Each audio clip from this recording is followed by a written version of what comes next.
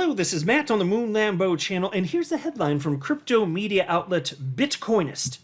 Did Ripple lie about XRP utility? CTO has answers. Oh my god, did Ripple do the lies to me? Oh my god, I haven't done the lies to me. Let me tell you what, folks. When I just want to get to the truth of the matter for anything having to do with XRP and the XRP ledger, you know where I go first? I go to Bitcoinist. That's right, the last bastion of hope. The arbiters of truth for all things XRP and XRP ledger. When I think of honesty and truth and all that surrounding XRP, it's Bitcoinist for all the truth about XRP. That's where I go. You know, like every time I think they're doing better, they're not. They're just not. I will say, when I started this YouTube channel almost 5 years ago, my God, the nonsense and like utter misinformation and lies surrounding with XRP and the XRP ledger, it was like tenfold what it is today, but still, they don't like us, folks. They don't like our bags. They don't like our XRP bags, so we are the enemies because we like a different thing than them because they're so sophisticated over there, right? Freaking Bitcoin Maxima. So here's what's happening. There was a little bit of a debate between David Schwartz, Ripple CTO, co-creator of XRP and the XRP ledger, and a guy on X, formerly known as Twitter, a guy named David. But his name, I'll show you in a second. So there's a name, and then there's the @ which what do you call that? The handle, I guess. So the name is actually just Bitcoin, because this guy's a Bitcoin maxi. Hates XRP, doesn't understand it, but sure hates it, I'll tell you that. And then he's debating one of the guys that created it. And I'm not convinced that he even understands who he's debating is one of the guys that made it, and he's just making up all this crap, which is going to make this video a lot of fun, to be honest with you. But it's an interesting back and forth. And I haven't made a video in a long time where I did a back and forth when people are debating stuff on X. It's probably been, I don't know, maybe since early in the year. I'm not sure. It's been quite a while. But I love making videos like this because I'll tell you what, when I jumped into crypto, one of my favorite things to do was hop on, it was then known as Twitter anyway, so I'd hop on Twitter. And since I was just like a sponge, I wanted to absorb everything I could about crypto and XRP and just everything I could. I just wanted to learn. I was there to learn. I was a blank template when I started. I didn't want to believe this or that. Whatever was true is what I wanted. And so to that end, what I would do is I'd observe people debating various topics, whether it was Bitcoin or XRP, and then I would go and just watch who had the convincing points. Who had the actual facts on their side? Where could I go to the providing sources so that I could confirm the allegations or assertions being made? And I kept finding when it came to XRP specifically, the Bitcoin Maxims, they just make crap up. Oh my God, they're a bunch of liars. Like, some of these people, my God. And some of it is that the lies get out and then people in the Bitcoin community would just believe some of it. And so then they just spout the same talking points, not realizing that they had been lied to by their own community, and then they just believe it. So there's some of that too, which is why that's just the wrong way to go. But like, you should seek to verify for yourself, especially when it comes to claims such as these. But this is going to be fun because I love these back and forths, and this one happens to be with David Schwartz, and I'll share some of my thoughts along the way. But anyway, before going further, I do want to be clear, I do not have a financial background of any kind. I am not offering financial advice, and you definitely should not buy or sell anything because of anything I say or write. I'm just an enthusiast who enjoys making YouTube videos about crypto-related topics, but just as a hobby and just for fun. All right, so let's go into this Bitcoinist article because they're the most trustworthy source for all XRP holders. Sometimes it's hard to say that with a straight face. It just is. So again, the headline, did Ripple lie about XRP utility? CTO has answers. Ripple's Chief Technology Officer, David Schwartz, has further clarified the actual use case of his company's XRP ledger and its utility token XRP, following comments that put the network's reputation in question. A particular X page, which seems to be a pro-Ethereum user, had ignited this particular X thread following a comment about Ripple's centralized nodes and went as far as alleging that Ripple CEO Brad Garlinghouse is making false representations about the ecosystem while dumping on the community's face. Folks, look, as far as the selling from Brad Garlinghouse and from Ripple, I've spoken about this over a span of years ad nauseum. I'm not interested in getting into it again. Other than to say, and I hope I don't talk about this later in the video. If it grinds my gears enough, maybe it'll come. But the percentage in terms of volumes, in terms of dumping, quote unquote, dumping on the community, it's a fraction of a percent over, if you look from quarter to quarter, it's a fraction of a percent of Ripple sales. That in terms of total volume, Ripple sales are a fraction of a percent. It's nothing. It's not enough to change the global price of XRP. It just isn't. It's not happening. Now, of course, if you look over a longer period of time, over a span of decades, of course, that has some sort of impact. But in terms of over a span of time, is that what's suppressing the markets? No, as evidenced by the fact that XRP ran to almost $4, while Ripple was, even back then in 2017 and 2018, they were then selling XRP, and XRP still ran to $4. So if you're wondering why XRP isn't worth more, it's because there's not more demand. That's the actual answer. It's very simple and unsatisfying to some people, but it's true. It just is. And more demand's coming so far as I'm concerned. That's why I hold XRP. I think it goes way higher in the future. But let's just jump into straight to the thread here. And I'll share with you the exact back and forth. And I love doing these things. I should probably do more of these because I don't think I'm the only one that enjoys this stuff. Because I like learning from other people that are informed and have perspective. Because I'm not a know-it-all. Like I've been absorbing stuff for almost 6 years now that I've been in crypto, but I am not a know-it-all. I always have more to learn, and I love this stuff. And so to learn from a giant within the community, David Schwartz, I read everything I can from that man. I'll just say that. So this post started from Whale at Whale Chart, and they were talking about a topic which is outside the scope of this video. The question they asked was the SEC in bed with Ethereum? And I've talked about that plenty. I'm sure I'll talk about it more in the future. That's not the purpose of the video. But there's this guy named MAXI, and he posted something that really set this all off. So this MAXI, who seems to be maybe an ETH maxi or very pro-ETH at a minimum, wrote, as long as XRP cannot answer who the F run their centralized nodes, XRP is never a legitimized tool for any entity.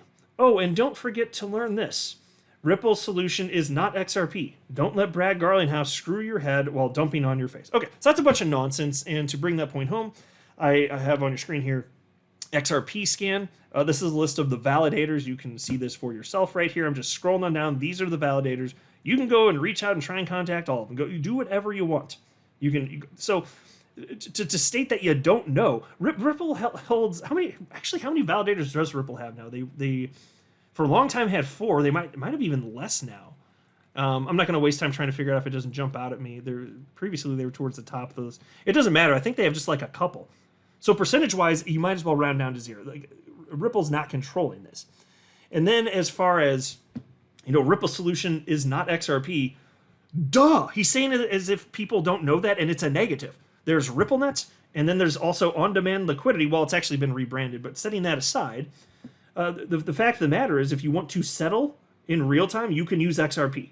And so the fact that there's a software suite with tech stacks, and one of them uses XRP and other tech stacks do different things that don't require settlement, so therefore don't need XRP, the fact that that's the case is not a negative. It's the state of things.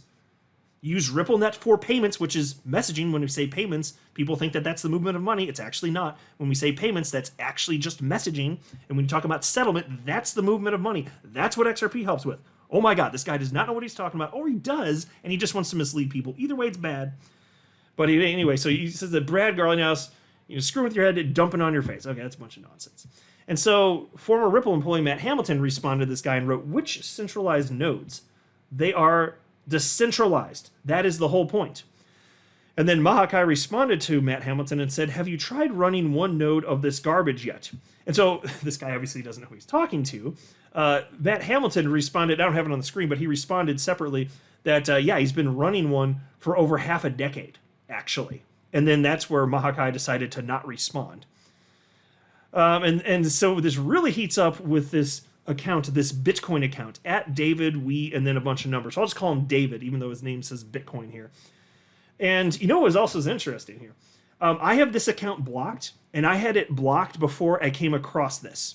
So apparently I had some sort of interaction with this account, and I block almost nobody. If I blocked you, you done messed up. It means that you were probably being a jerk face, and I just don't want to deal with you because I don't have to. Because I don't care if people disagree. People can tell me I'm wrong in my face all the time, and as long as people are being civil about it, that's fine, because I actually like debates. To me, it's fun and engaging, and I actually do not get offended when people challenge my ideas. But if I block somebody, it's probably because they were a jerk or they're a bot. So this guy's probably not a nice person, and so what I have to do is I scroll through this, you'll see I'll have to be on hitting view on these comments so that they'll pop up here. But anyway, so this is where David jumps in here. And then this is the guy that David Schwartz will be responding to for the rest of the video, just about. So David says, you have to be hand-selected to be a validator node that reaches consensus. Imagine being excluded from protecting the XRP ledger. That's the problem with UNLs, and it's what makes XRP centralized. Okay, and so that's clearly not true because each validator sets their own UNL, and there does need to be a certain amount of overlap. But just imagine if that weren't the case, because I hear this argument, I've heard it so many times over the years, and it's just so disingenuous, or they literally don't understand technology. Because when it comes to this particular argument here, just imagine if any number of validators, if you could just spin up your own validator and the people were forced to listen to you. Can you imagine what that would mean? The XRP ledger wouldn't exist today. Because haters would just spin up endless numbers of validators and then just take over the network. Because if you're forced to listen in order to participate, it's just whoever has the greatest number of validators then, isn't it? Can you imagine if that were the case? But you're not forced to listen. If people start acting in a way that you think is disingenuous, all you have to do is take that individual off of your UNL. You don't have to trust them at all. That's the point. And it's the same with Bit. Can you imagine if everybody spinning up a node on the Bitcoin blockchain were forced to be listened to? It would be pure anarchy. The technology wouldn't work. What if I come in there and I spin up a ton of nodes, and then I'm like, yeah, I got 5 million Bitcoin. Actually, the total Bitcoin supply, it's now a trillion. Why not? And I just code that in there, and then you just have to listen. So if enough people do that, then you're forced to listen. No, it forks off. That's the point. So these people are so disingenuous. Like if you were going to run that code, if other people aren't going to run that code that you just, because you made core changes, then it doesn't matter. That concept is similar to XRP. If people don't like what you're doing there, they don't have to listen to you. So either that guy doesn't understand that simple concept or he's just trying to mislead people. I don't know which it is, but he's wrong and it doesn't make sense. Because again, without this, if people are just forced to listen, you don't have a blockchain anymore. You have pure and utter anarchy and it's unusable. So what he's talking about, if he wants it to not be what he just cited there, it would have to be pure anarchy. No thank you, sir. Then somebody named Brugalito responded and wrote, isn't Bitcoin centralized by the top 4 wallets? The Department of Homeland Security seems to think so. And then David wrote back and said, no, it's not.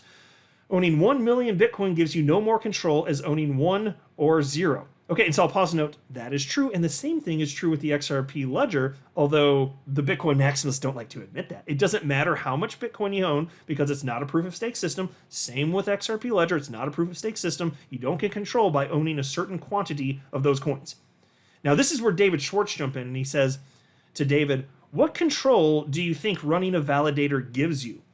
Mahakai responded and said, control over all transaction on the entire garbage ledgers, not even a blockchain, though. Okay, so of course, the XRP ledger obviously is a blockchain. I wish it had just been called XRP blockchain sometimes. It is, but it's XRP ledger. It's the same meaning. It doesn't matter. And each transaction carries the hash of the previous transaction. It is a blockchain. It just is. By definition, it's a blockchain. David Schwartz responded to Mahakai and wrote, you're confused. It's Bitcoin and Ethereum that let a single node choose which transactions go in a block. XRP Ledger doesn't do that. XRP Ledger uses validators to agree on which transactions go in the current ledger and which transactions get deferred into the next ledger to preserve agreement. It turns out that's literally the only thing you need to solve the double spin problem. And so, folks, what he's saying right here is that, frankly, the order of transactions doesn't matter. It literally doesn't matter. And the XRP ledger is so fast, settling with finality in 3 to 5 seconds. So what you're going to have is a bunch of validators the world over. And even just because of the geographic space between validators, like in terms of how long it takes for a communication from one side of the planet to reach the other side of the planet. You know, if you send that same communication for the transaction to somebody in the next room, that validator is going to see it pretty much instantly. Whereas the validator on the other side of the planet, it does take slightly longer to get there. Even though we call it real time, there's a little bit of a lag there. It is. And so for that reason, you're going to see validators have transactions come in all sorts of different orders. But the order itself doesn't matter, does it? Because even if there's a validator that says, no, I got this first, and they say, no, this other one came in first, you know what happens? Instead of it being included in that block, that particular ledger, that another ledger comes 3 to 5 seconds later, 3 to 5 seconds later, and then it's still settled with finality 3 to 5 seconds later. That's the worst that happens. Do you see? It doesn't, the order doesn't matter. You don't gain anything by being 3 seconds quicker.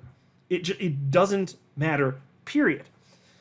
And so, you know, when you're talking about solving the double spin problem, all you need to have, as it turns out, is a sufficient overlap. You need to have a certain level of agreement. If you have 80%, just over 80% of validators saying, we agree that these transactions came in this order, that's all you need. If the other roughly 20% disagree, it doesn't matter. The way that it's programmed is, as long as you get that 80%, which is a pretty high bar actually, then that transaction goes through. That's it. That's all that happens. But because there's an understanding, you're not going to have everybody seeing the same transactions in the same order every time. It won't happen. It's not possible. If for no other reason, just because of the geographic differences. But it doesn't matter. So they solved this problem. They solved the double spin problem. You don't need mining. Bitcoin solves it with mining. You don't need mining. It was solved right here, this way, by David Schwartz and his team. Here we have David responding to David Schwartz, and I'm assuming that he just doesn't know that he's going up against a juggernaut here. David Schwartz is one of the guys that created this, and then this guy David just on Webernets thinks that he knows. He thinks he's hot stuff here, I guess. And so David says, of course they do. If you believe what you are saying, why have DUNLs, default UNLs? You seem to keep avoiding the question. Why did you create a 100% centrally issued greedy pre-mine? And so I'll say this. David Schwartz doesn't address the question of creating a 100% centrally issued greedy pre-mine. On the issue of centrality, Bitcoin used to be centralized. It was. It's not now. But when Satoshi started mining the first block, yeah, one participant, pretty damn centralized, eventually became decentralized. Same here, with the creators launching the XRP ledger, pretty centralized at the start, then not centralized. And as far as the greed factor, so 80 billion XRP were ultimately kept by the creators. So greedy, right? 80 billion out of 100 billion, that's so greedy. You know what that was worth? $0.00. Oh my God, those greedy sons of bitches. Those greedy sons of bitches.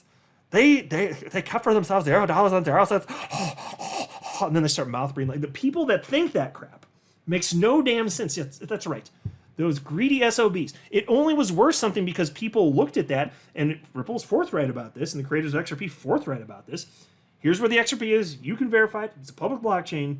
Here's where the XRP is. Here's who holds it. And then still, the speculation and adoption still occurred around it. It's not Ripple's fault that people chose to adopt XRP despite the distribution that was. It's not their fault. It's not bad. People get to choose what the hell they want to do. And then they call it greedy because this information was openly out there and people chose to participate. That's greed? Get the hell out of here with that nonsense. But anyway, on the DUNL stuff, David Schwartz responds and says, we have a DUNL because otherwise an attacker could launch a Sybil attack against the consensus process and prevent the network from agreeing on which transactions to include in the current ledger and which to defer. The network has to do that to preserve agreement. David responds, and he's got 4 ha-has. Ha ha ha ha. He's really laughing there. That's what he sounds like. Ha ha ha ha. Ha ha ha. I'm David. Ha ha ha ha. And then he says, no, you have a DUNL because the more validators that need to agree on ordering transactions, the longer the transaction will take. You sacrificed decentralization for transaction speed. And David Schwartz responded with the following. It's true that fewer validators generally works better than more. Having more validators doesn't improve decentralization other than affecting the network's resistance to short-term halting. If you care about short-term halting, XRP Ledger's consensus algorithm behaves much better than Ethereum's or Bitcoin's does. Bitcoin goes an hour without producing a block every 2 or 3 years. David responded and wrote, and? You do realize Bitcoin's fundamental value is not about transaction speed. Let's pause. That's the only thing he could say because Bitcoin is so damn slow. It is technologically the least sophisticated and worst blockchain on the entire planet. The only reason it's number one by market cap, and I'm fine with this, is because it was the first. That's it. And people decide that standards matter. It's there. Okay. So he's saying, but he's trying to spin it in a particular way. You do realize that Bitcoin's fundamental value is not about transactions. Yeah, trust me, the world knows that, buddy. David, the world freaking knows that. It's like a damn turtle up in this bitch. And then he says, that's because it's decentralized hard sound money with a production cost, unlike XRP, which is a 100% centrally issued pre-mined. So please don't compare apples to oranges. Here's what David Schwartz said. I don't think it's meaningful to use the term pre-mine in connection with systems that don't have mining. I agree that differences in the design and function of the two systems make them appropriate for different use cases. XRP Ledger is more suitable for fast, cheap, censorship resistance transaction execution. It has a single decentralized exchange and multi-asset system that were built for cross-currency and cross-issuer payments. It's much more a payment engine than a store of value. So I'll pause to state, fair enough on what he's stating in terms of the functionality, and I no qualms with that. Of course, I agree with him. But in terms of store of value, which is Bitcoin's only layer one use case, apparently, I still firmly believe that there's, and I know this is true, I've run polls on this, and they're not scientific, but it's clear. There are people that are using XRP as a store of value, but that's all saying that. It is the case.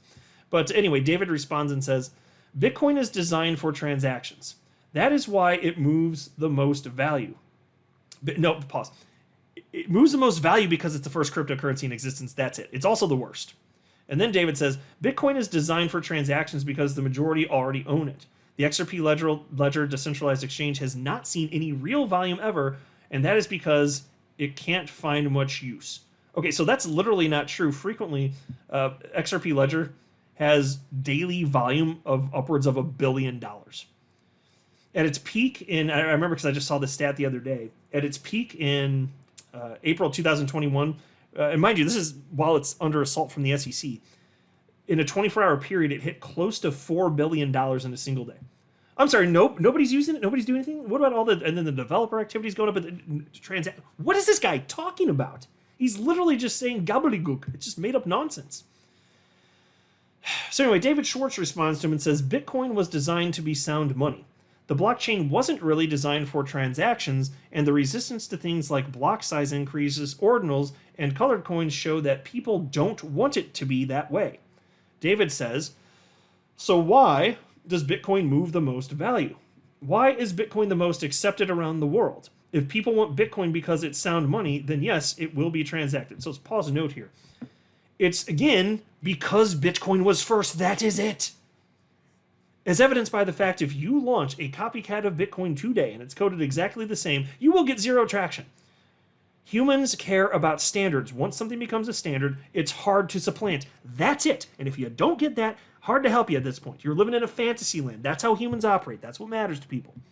David Schwartz responded to him, though, and said, I think it's because Bitcoin came first and Bitcoin was good enough. Ding, ding, ding. Nail on head hit by David Schwartz. And then he says, people don't choose currencies or stores of value based on technical merit, but more on popularity and demand, but I don't know for sure. And then David responded and wrote, yes, Bitcoin being first helped, but as anything that was pre-mined has failed to compete or proof of work coins don't have the decentralization or adoption to compete. Look, I'll just say this. I don't know if Bitcoin's going to be number one in market cap forever. Maybe it will just because it's the first. And also, I talked about this the other day, so I don't want to go too in depth, but if you really do have layer 2 solving the inadequacies of layer 1, and since Bitcoin's already in the position it's in, maybe it really does just last forever, more or less. But to think that there aren't other major coins that can't really hold their own, like, that's just ridiculous. XRP's been in the top 10 cryptos by market cap its entire existence. This guy just doesn't want it to be the guy. He's just a hater. He's tribal. He's hating. He's saying things that literally aren't true, and he doesn't give a damn. Welcome to the world of toxic Bitcoin maximalism. David Schwartz responded to him and said, your use of the term complete implies that they're trying to do the same thing. I think there is some overlap in the possible use cases, but not very much. Excuse me. The Bitcoin blockchain won't help you do censorship-resistant cross-currency payments or hold stablecoins. David responded and wrote, it can literally do all of that, whether that is on chain or on layer 2s. There you go. Oh, so there you go. There's the dodge. Yeah, so it can't. So Bitcoin can't do that. It can't do those things. But if you add a layer 2, then in conjunction with it, you can make those things happen. There you go. He doesn't want to word it like that though. Oh, Bitcoin can do it. No, literally Bitcoin can't. It needs the layer 2 help. Literally, it can't do that. Jesus, what a disingenuous guy.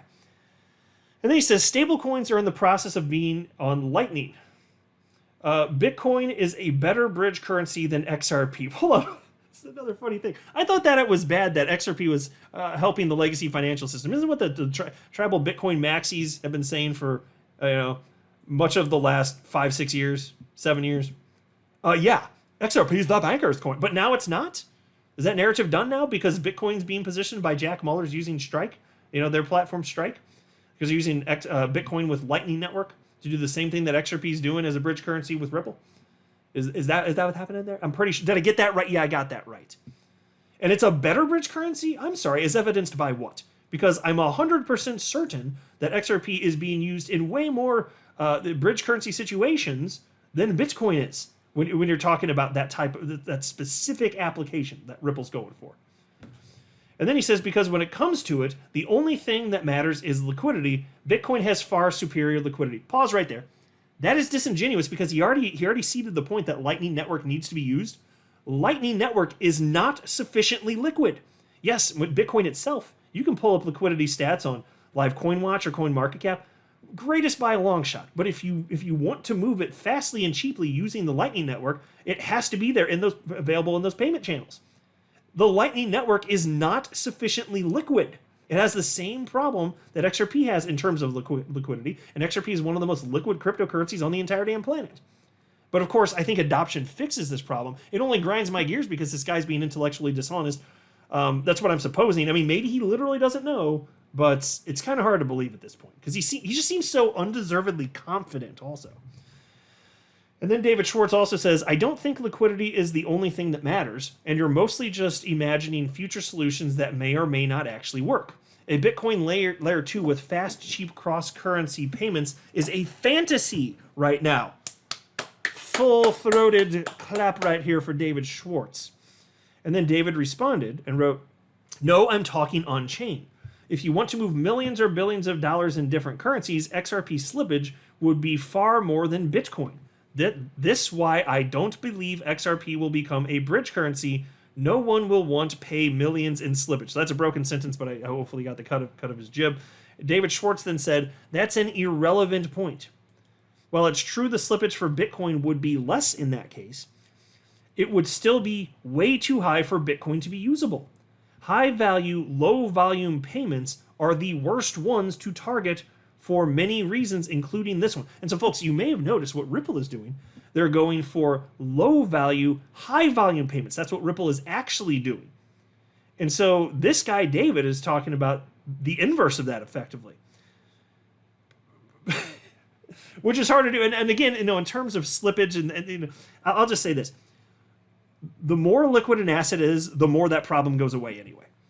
And that's the direction we're going. It's just like there aren't that many people on the planet in crypto. It's about 4% of humans on the planet. So like, just chill, girl. We're going to get there. And so then David responds and wrote, so what you were saying is unless XRP gets volume, which is almost impossible to get in all fiat currencies, it won't be a good bridge currency? And folks, that is not what David Schwartz is saying at all. And he set the record straight here. David Schwartz said, not for high-value, low-volume transactions, but those are well served by existing payment systems anyway.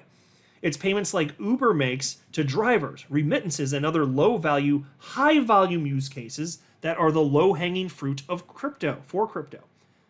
I have to go to bed. I have a ridiculously early day tomorrow. I appreciate the honest engagement. And so that's where it ends. And David never did write back to that, so he just... And that's fine because, there's David Schwartz. And when I say David, I meant the Bitcoin guy.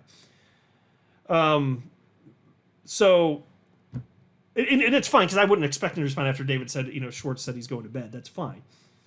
But obviously, like if you just look at the facts, it's clear. Like think about this.